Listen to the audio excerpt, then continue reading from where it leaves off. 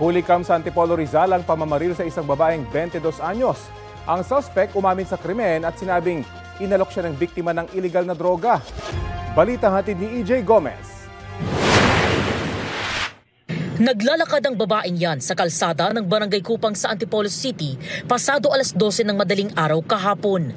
Kasunod niya ang isang lalaki na biglang bumunot ng baril at pinaputukan sa ulo ang babae.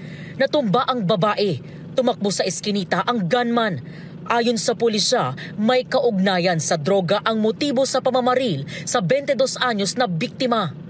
Yung si victim, yung babae, is inalok yung ating suspect ng di umano ng hinihilalang drugs. Hindi pumayag si suspect na kunin yung inaalok ni victim. Pinagmumura or sinabihan ng mga di magandang salita itong si suspect at sumama ang loob nitong si suspect. Isang residente ang nagsumbong sa mga otoridad ukol sa nakatakas na sospek.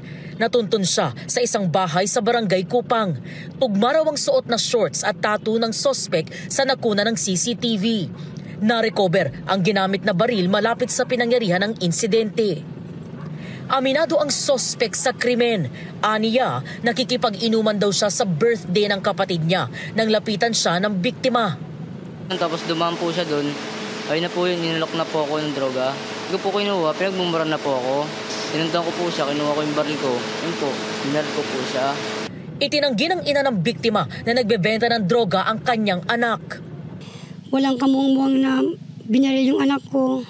Walang kalaban-laban, yung babae yun. Hindi siya nagbebenta ng droga. Naharap sa reklamong murder ang suspect na nasa custodial facility ng Antipolo Police. EJ Gomez, nagbabalita para sa GMA Integrated News.